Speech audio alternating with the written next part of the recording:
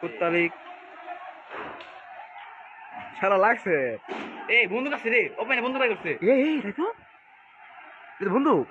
ওরে ভাই, বন্দুক তাই পুলিশটা গুলি করে না, এরাই গুলি করতেছে। ইয়াল এটা কি? চুপ কর চুপ কর, ভিডিও করতে দেখে না দেন, আমরা গুলি মারবো দিক।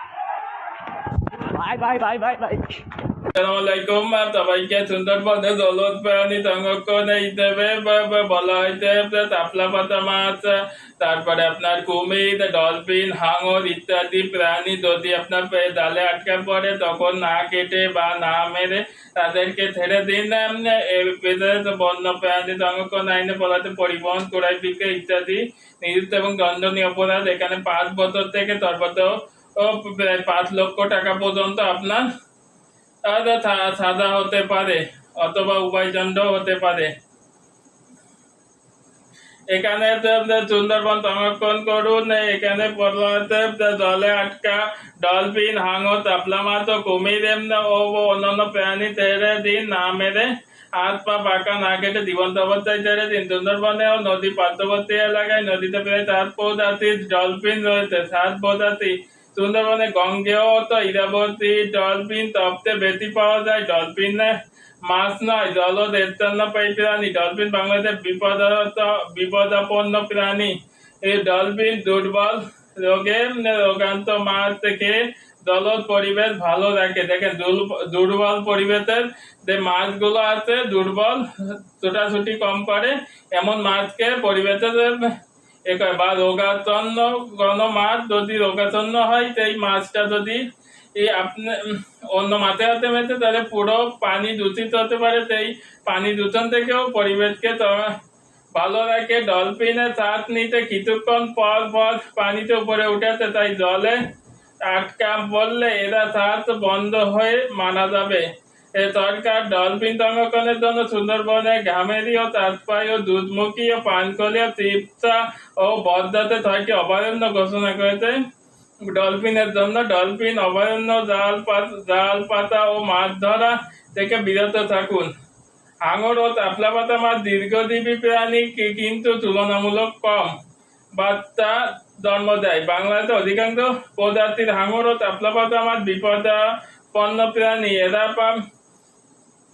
পানি থেকে ক্ষুদ্র আবর্জনা ও অনুদ্বীপ, দেখেছেন, পানি থেকে ক্ষুদ্র আবর্জনা এবং অনুদ্বীপ কে এরা দূষিত পদার্থ থেকে জলজ পানি দূষণ নিয়ন্ত্রণ করে থাকে। পৃথিবীতে 70% পানি হলেও নিরাপদ পানির পরিমাণ কিন্তু 2.75, খুবই কম।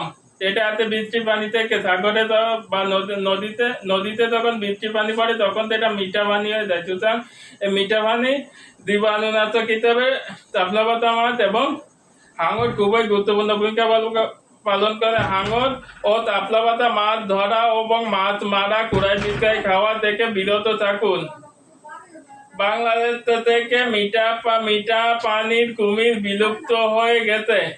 সুন্দরবনে প্রায় 300টি লোনা পানির কুমির আছে। কুমিরের ক্ষেত্রে বলেছেন, বাংলাদেশে লোনা পানির কুমির একটি বিপদাপন্ন প্রজাতি। মা কুমির নদী ও খালে বিলে তীরে লতা পাতা দিয়ে বাচ্চা বেঁধে ডিম পাড়ে এবং বাচ্চা ফোটায়। কুমিরের ডিম ও বাচ্চা নষ্ট করবেন না। জালে আটকা পড়া কুমিরের উদ্ধারে বন বিভাগকে খবর দিন এবং কুমির সংরক্ষণের জন্য সুন্দরবনে করমজলে একটি কুমির প্রজনন কেন্দ্র আছে। কুমির দ্বারা আহত ও নিহত সম্পদের ক্ষতি হলে সরকার ক্ষতিপূরণ প্রদান করিবে।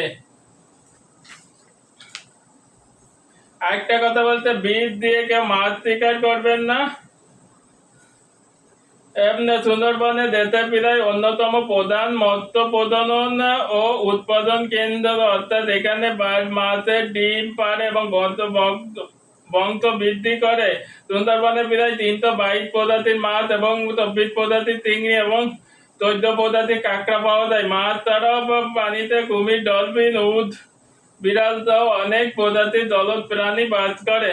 পানিতে বীজ দিয়ে যেসব জলজ প্রাণী মারা যায়, যা খাদ্য তরকারি জীব বৈচিত্র্যের জন্য ক্ষতিকারক।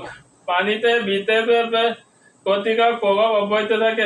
জট বাটা এবং বিষাক্ত পানি তারা সুন্দরবনে ছড়িয়ে মৎস্য উৎপাদন কমে দেয়, যার ফলে মাছ কম পাওয়া যায়। বিষাক্ত পানি মাছ পোকামাকড় খেয়ে ডলফিন, পাখি, বানর, হরিণ ও বাঘ সহ বিভিন্ন প্রাণী রোগাক্রান্ত হয় এবং মারা যায়।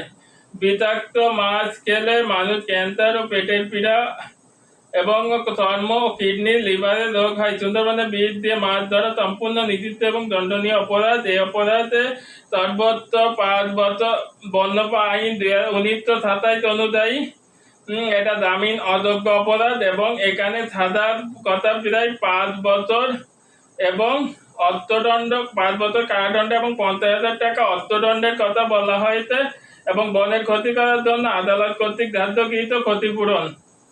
বিষ দিয়ে মাছ মারা থেকে বিরত রাখুন। বিষ দিয়ে মাছ মারা সহযোগিতা করলে তাকেও পুরস্কারীকে গোপন রেখে পুরস্কার দেওয়া হবে।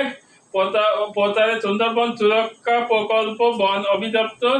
আবারও বলতে এই প্রকল্প বা বন অধিদপ্তর থেকে আমাকে কোনো অর্থ প্রদান করা হয়নি, একান্ত নিজস্ব হচ্ছে এবং এদের জনস্বার্থের জন্য এই ক্লাসটি নেওয়া। সবাইকে এ পর্যন্ত ধন্যবাদ।